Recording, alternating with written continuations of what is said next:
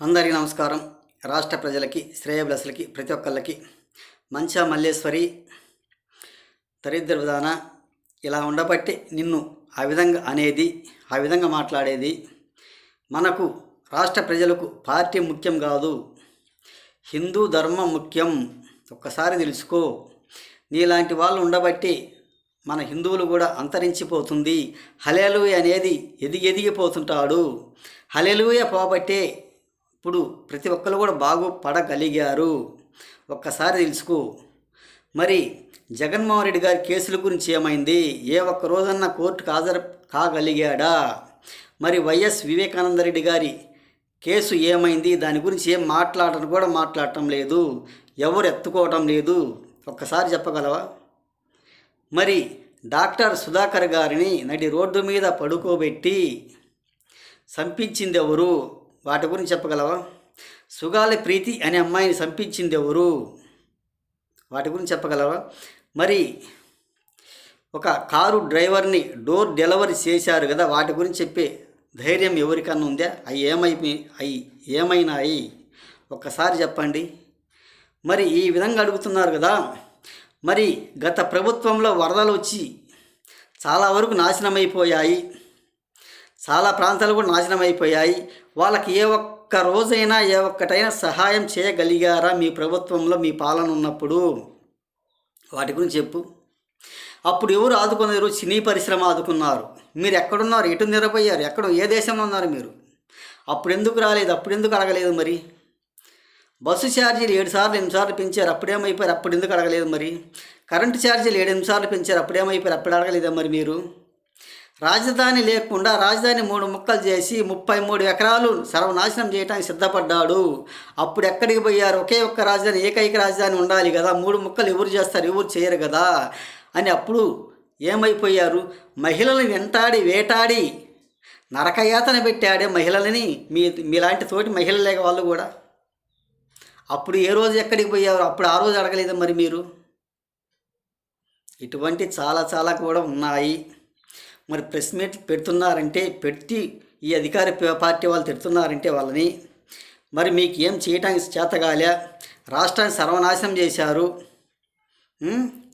మరి రాష్ట్రం ఏమైపోవాలని ఒక్కసారి చెప్పండి మీరు.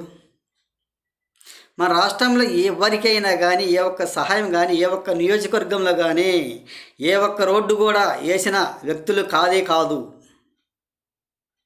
వేశారా? వేయలేదు. ఉద్యోగులను సర్వనాశనం చేశాడు. ఉద్యోగులకు నోటిఫికేషన్ ఇవ్వాల్సి వచ్చిందని స్కూల్ని విలీనం చేశాడు. ఒక స్కూల్లోకి 2-3 స్కూళ్ళు చేర్చారు, మిగతా స్కూల్ మూతేశారు. ఒక్కసారి చెప్పండి. విశాఖపట్నంలో అదేదో పల్లెటూరు ఉంది, ఆ ఊర్లో 27 మంది నకిలీ వైన్స్ బ్రాండ్స్ తాగి చనిపోయారు. అప్పుడు అడగలేదా మరి మీరు? అప్పుడు ఎక్కడికి పోయారు? ఇటువంటి చాలా కూడా ఉన్నాయి తల్లి. ఒక్కసారి తెలుసుకో మన రాష్ట్ర పరిస్థితి గురించి, మన రాష్ట్ర రాజధాని గురించి. వాళ్ళు 100 తప్పులు చేస్తారు, 100 తప్పులు చేస్తారు. 2 చేతులు పైకెత్తుతారు, హల్లెలూయా హల్లెలూయా అంటారు. అదేమిటి చెప్పు? నన్ను క్షమించు దేవుడా, నేను తప్పు చేశాను దేవుడా అన్నప్పుడు వాళ్ళు ఎవరైనా ఎగతాళి చేస్తున్నారంటే ఎగతాళి చేస్తారు కూడా. మీరు చేసే పనులకు, మీరు చేసే పనితనానికి, మీరు చేసే వీడియోలు కూడా ఎగతాళి చేస్తున్నారు విపరీతంగా. ఒకసారి చెప్పండి. మమ్మల్ని కామెంట్స్ పెడితే తిడుతున్నారు. అవును, మరి తిడతారు, ప్రతి ఒక్కరు పెడతారు. అంతకైతే మానివేసేయి నువ్వు. ఈ విధంగా 100 ఉన్నాయి మహా తల్లి, బంగారు కొండ బుజ్జి తల్లి. ఒక్కసారి తెలుసుకో మన రాష్ట్రం పరిస్థితి గురించి, మన దేవాలయాల గురించి, దేవుళ్ళ గురించి, మన రాష్ట్రం ఏమైపోద్దో, ఎలా అయిపోతుందో అనేది ఒక్కసారి తెలుసుకోవాల్సిందిగా కోరుతున్నాను. ఈ విధంగా పనికి మాలిన మాటలు ఒక సునకానందం పొందడానికి మాత్రం ఇది సాధ్య కావటానికి అసలు లేదు. సినీ పరిశ్రమ మొత్తం భ్రష్టు పట్టించారు, సినీ థియేటర్ మొత్తం భ్రష్టు పట్టించారు. ఒకసారి తెలుసుకో.